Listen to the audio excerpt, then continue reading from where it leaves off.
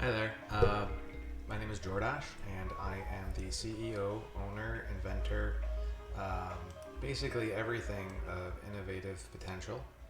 Um, this is the first sort of time I've been here representing Innovative Potential Incorporated in its sort of full entirety. It's pleased to meet everyone. And I'm gonna start. Even though this is sort of the first sort of official company recording, um,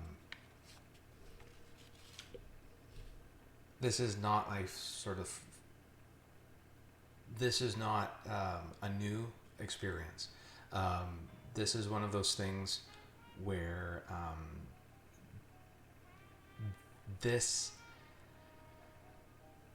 broadcast is the company officially taking the time to recognize all of the people who have helped the company from its inception, starting way back in 2016, and some of the precursors stuff in 2016 prior to its founding. So with that, this is basically me reading a list of thank yous on behalf of the company. And the format for this is to have it broken down um, by sort of like sections of um, time, major milestones from in founding the company. I'm going to start by explaining a little bit about what Innovative Potential is and does, or what it wants to do, or what it has done, and sort of provide an overview of about 6 years worth of time within the next 30 minutes to a half hour or so, with thank yous. So basically, Innovative Potential was founded off of from work previously done at the University of Guelph in the Department of Chemistry at the Electrochemical Technology Center at Guelph. And this work was done in 2009 through 2013 inclusively. We had the working group, myself, had made a discovery that the phenomenon of bioactivation, phase one metabolism, can be recapitulated as a device.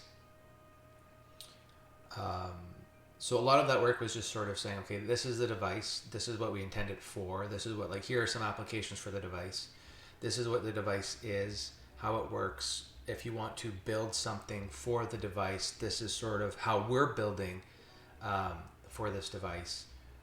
And then writing, and then basically showing to everyone publicly that this device exists. This is how it works. This is what it can be used for. Here are some additional applications for the device. And but the focus of that work and that working period is to just sort of say that not even a light bulb can exist, but if you put an electric current, if you put a filament between two, like if you put a filament in part of an electric current, it will light up. It will do something. That's sort of what we're saying. Is like it was the discovery phase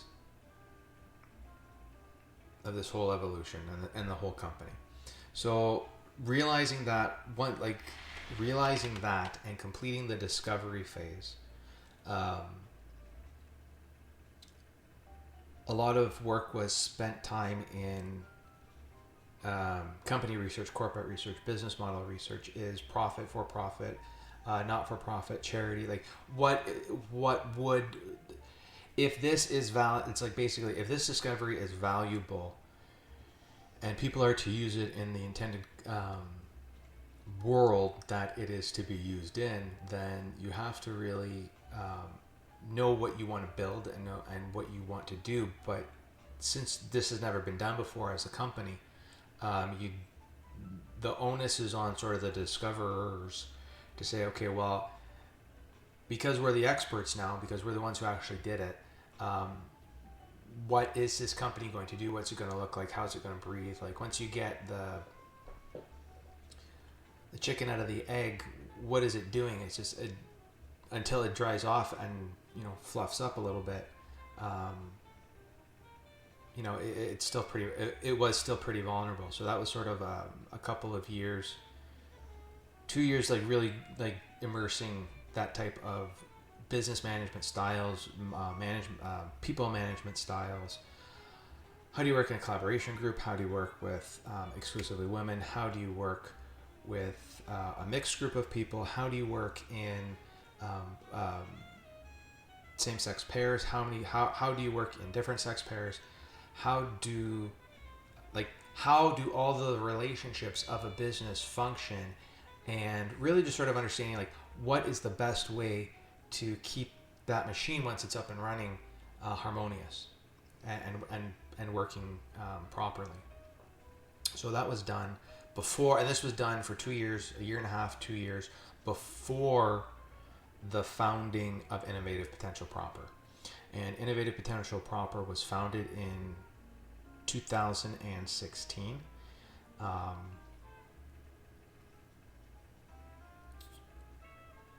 And from 2016, so basically August through October 2016, a preamble financial situation was constructed.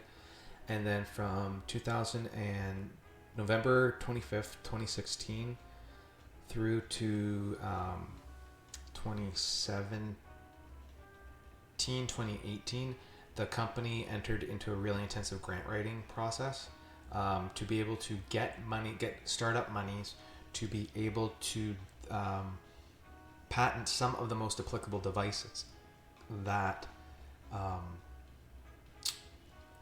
would be the most convenient types of devices with which to apply this bioactivation phenomenon.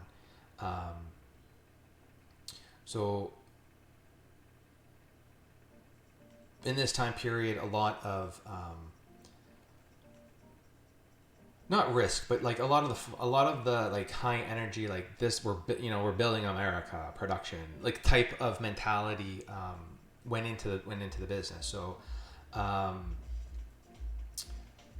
beginning to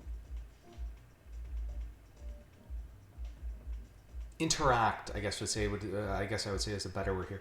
You're interacting with government agencies as a small business. You're interacting with a lot of regulation to be able to ensure that the public funds, your tax dollars at work, are actually working in some way, shape, or form for sort of like the betterment of like the public. So officially, that's sort of what the first sort of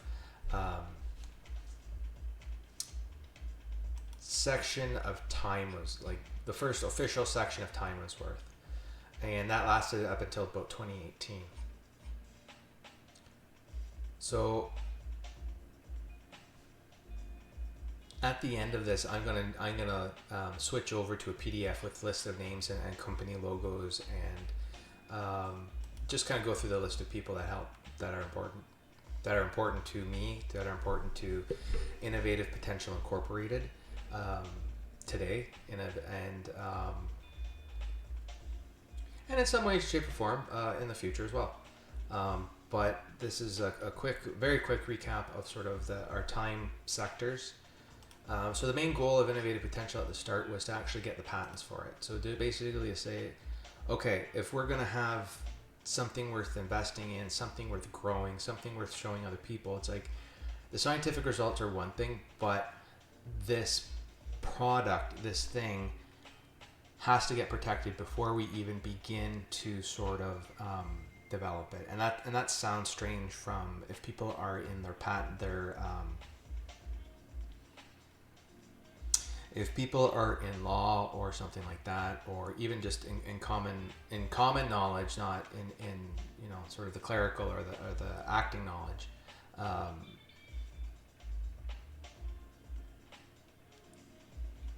nobody really knows why a patent is important. The patent itself is just a publication. It says, here's a book that says this thing can exist, and this is the specific details of the features, basically, of what it needs to exist. So if I was describing a microphone, it needs a pop filter, it needs a sponge, it needs the oscillator to pick up the voice vibrations, to carry it away. It needs an outer casing. That's basically what it is. It's a list of ideally 7 to 10 features that this invention or this product needs to have. And then there's additional there's sort of like the background. So here's the background. So part of the sort of if you know how to write the scientific documents from high school, it's like, here's the introduction, here's the background, here's the materials and methods, here is the sort of results, and here's the discussion. There's in the discussion, there's a claim section, which it's sort of like, here are the results, but then the results go one step further and make the claim section. So the claim section was a bit of a learning curve, in basically saying, what exactly is the thing that is going to best represent this applied bioactivation technology. So it boils out to basically getting that enshrined and then having it. So the patent does two things at once. It says, like, here's an instruction manual on how to build this thing. But it also provides 2 decades worth of legal protection that says, if you do this or if you violate this, then there's a consequence, because this is the person who, they did the back, like, it's basically protecting the school and the undergraduate work or the graduate work. It just basically protects the work that was done before as a product, so that the work done before, it's like the work done before at the university can still be used. It separates that work from the public and says, okay, well, you can still use that work to do stuff, but this new work is something very specific, and it's going to take some, know-how and resources that it's the perfection. It's what the first set was style. What is the style of this thing? The patent is the perfection, and that's sort of where everything. That's when you can provide perfection is. If you know a perfectionist, it's difficult. So that's sort of what it. So that's sort of what the startup foundational period was. So that's about 2.5 years at Innovative Potential, working with a team of lawyers. Working with a team of public, they're like innovation centers. They're like regional strategic investors, being basically saying, okay, well, through the government, we will supply you with these. Here are these programs that help develop this type of stuff, and put you in contact with the lawyers. So working with them, working with.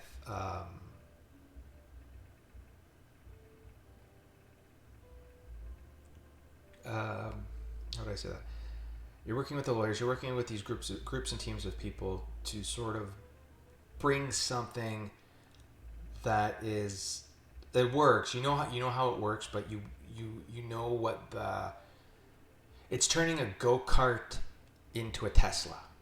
Just because they have 4 wheels and a steering wheel doesn't mean they're the same. So that's sort of the big technology jump here. It's like, well, if you have to use this day in and day out, what's going to be convenient, what's going to be useful, what's going to be a pain, what's going to be a draw for other people to want to use. and then why should they use it, and then how do we get that up, and learning and practicing how to get that out into the marketplace. It's like, who needs education where? So a lot of the next phase of innovative potential from 2018 onwards to 2018, 2019, and 2021. So it's sort of the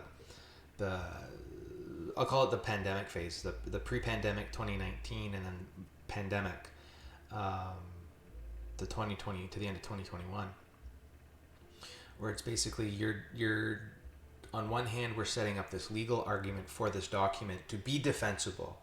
So you're saying, here's a story, and if if force has to be used, like a legal force has to be used, this is the border of what we say and what someone else can say. So a conversation I had, it's like having an electric fence between two farmers. I have a property, you have a property, but we're sharing a border of an electric fence, and that's sort of what the patent is, and where the patent stops. So it's just ensuring. So it's like when people go into court battles and stuff like that, it's really more of, are you on my property? Did you get zapped by the fence, and are you on the property, kind of thing. It's setting that up to be able to protect what was sort of discovered. The next set is, during this period, it's a big education. So it's like you found it, you've done your foundation, you've set up your logos, you've set up your business, you've registered with the government, you've got your taxes, you've met an accountant, you've learned how to do your taxes. You're having these conversations of like, okay, what do I need to not screw up? The next set is saying, okay, now that I'm here, why am I not getting what I want fast enough? Or like, why is this slow? What's taking so long? So the next sort of the phase in establishment is education. So what do you new people to this subject matter need to know to get at this time it's 7 years caught up. You're 7 years behind at this point. How do I get you caught up faster? So you're actually creating the onboarding documentation yourself to say, okay, because this is like a university spin-off kind of thing, I have to get somebody who might have a university education, or who might have an industrial education, or who might have a corporate education, all on the same page. It's like, this is what we're talking about. They're going to bring, like, it's always the same pyramid structure, sort of like, this is how it works. But you have to take that base scaffolding and move it to this new context. And that requires a new language input. That requires a new picture, a new chart, a new something. So this is the period where a lot of teaching has to happen, or had to happen, in the sense of, these are where the wheels of education basically came from. They were developed to help bridge the gap. It's like, this is cancer biology. This is everything we've been able to pull together in the past 40 years of what cancer is. These are 24 major players. If you have any questions, these are going to be able to answer them in a single picture context, to make your life easier. It gives everybody the same picture to draw from. Same with the wheel of asset creation, health literacy. So it's like, the biggest things at Innovative Potential are health literacy, cancer biology, asset creation. So that's kind of your business management wheel. You're building something. And then profit is like, well, where are you going to recoup these costs? Like where are you going to sell this stuff to? Like, who can you sell it to? Like, where are these people? Like, and how do they function in a context of other people? So that was the real sort of thing. It's like, okay, and then the audience, like, it's sort of this, like, making use of the stuff that you already have for people who may or may not have that same type of time. So we had a 100-page instruction manual created from the laboratory on how to, conceptually, how does this thing look, work, and move. But people don't have 40 hours to read 100 pages of engineering toxicological literature. They might have 3 hours to listen to an audiobook and read along with it. So it's like you get an instruction manual, but you also get a voice, sort of. You get like a little in-house instruction here kind of thing. So those were sort of the out of the box type of development that had to occur during this time period. Plus, we also worked on additional prototypes and just tried to get okay, thanks to COVID, everything gets locked down. You have that much of an incentive to do your forward planning. So that kind of really worked out in our favor, where it was don't go to the 3D printing shop because it's going to be a waste of time. Know what you want, so sit down, draw it out. It was kind of a boon in a sense. So during this time period, also we're doing a back and forth for that patent book creation as well. So that was a real sort of how do I want to call that? Something really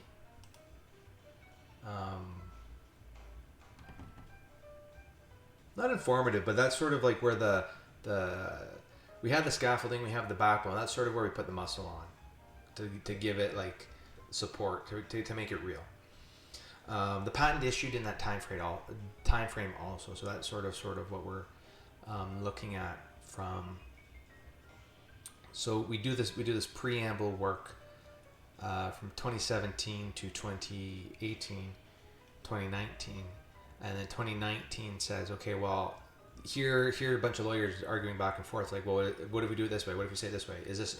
Is this a law, and can this be legally defensible by any lawyer? Like, it's supposed to go to any lawyer. It's going to stay with the guy who helped build it, but it's like, in theory, this case, if it should ever come to arbitration or something like that, has to be legally defensible.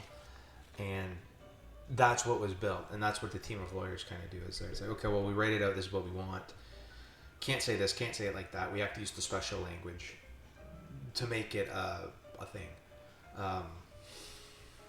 So that was sort of like, eyes open, non-stop eyes open type of experience. Truly, it's more of the learning curve of like, there really isn't a failure here, but learn to say what you want to say, because you will get exactly what you say. So you have to really just sort of like go beyond what you're saying and say, okay, if I say this, 10 people are going to say that, so I have to say that also. So yeah, it was a real experience. Plus you have COVID on top of it, so it never really affected us at all, because it was mostly long distance reporting type of stuff. On that note, we got we learned to work in a remote environment, a diffuse type of one person's over here and one person's over here, and nobody dropped any balls. It was just sort of, this is what it is. This is how it works. Can you deliver? We want a picture made. Can you make the picture? Yes or no? And then they made us a picture. That's the code. That's modern business.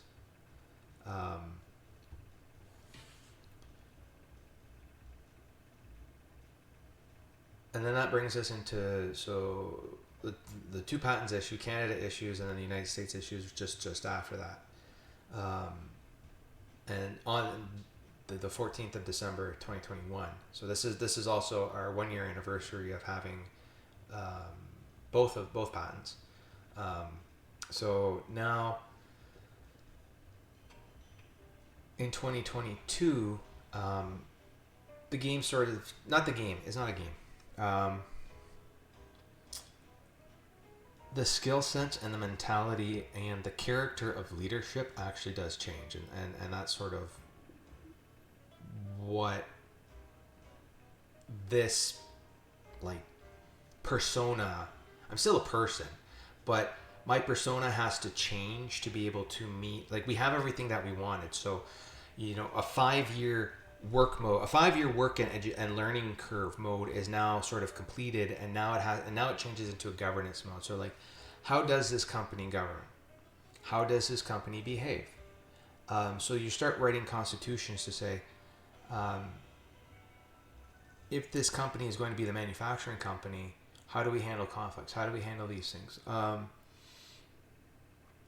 That in and of itself is sort of a new perspective. It's not a terrible perspective, but it is one of saying, sit down, write out all the stuff all of the problems that you learned for the last 5 years, sit down, write them out. All of the education, all of the grant materials, all of the talking, the email exchanges, all of the stuff. The first thing that was done after the patent's issued is 3 books were produced, describing the technology. One describing the technology, the other describing the legal process of creating that technology, and the third describing the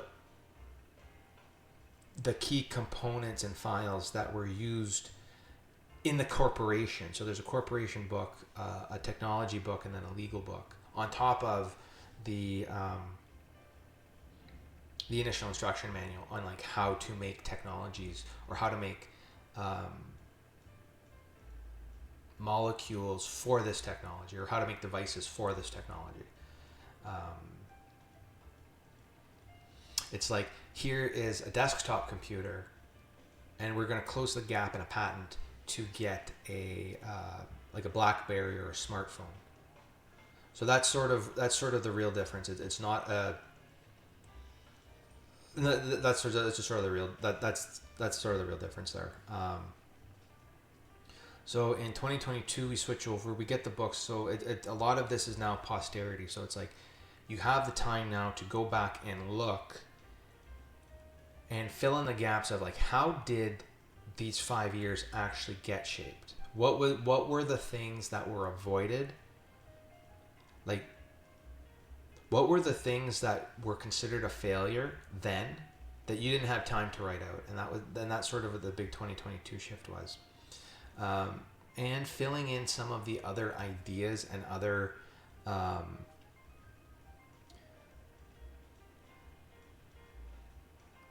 I want to say zeitgeist here, but they are mentality. So it's like, in learning how to do corporate taxes, your tax brain they're not your personal taxes. They're something different. So how do you get how do you wrap your brain around corporate accounting?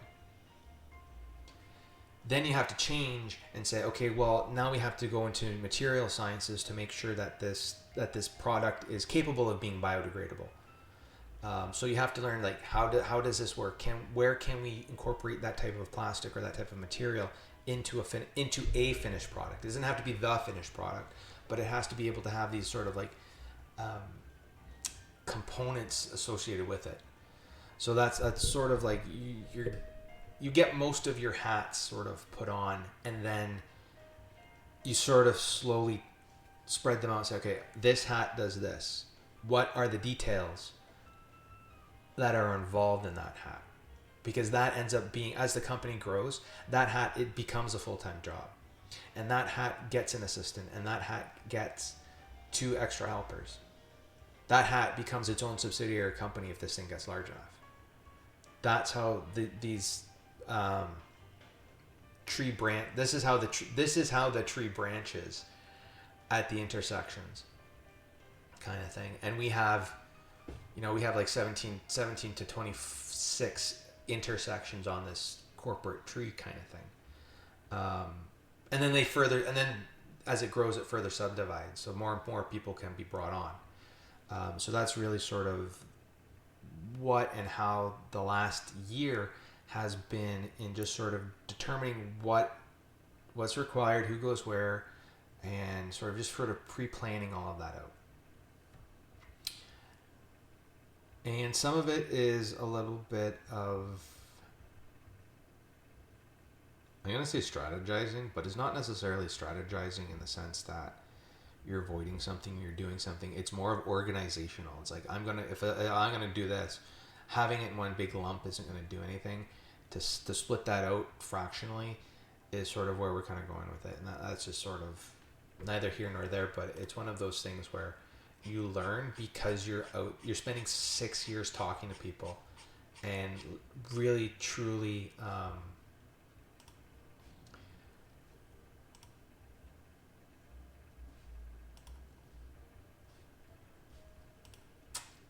what do I want to say? You're really just truly you're spending 6 years talking to people and seeing like, well, how can we get this done? Can we do this? Like, can this part get made?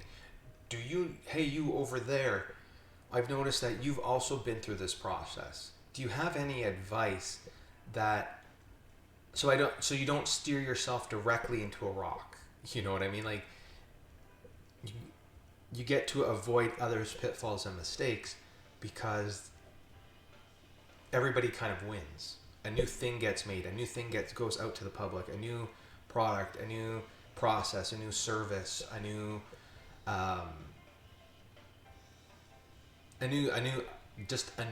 thing, right? Like, that's sort of what it is.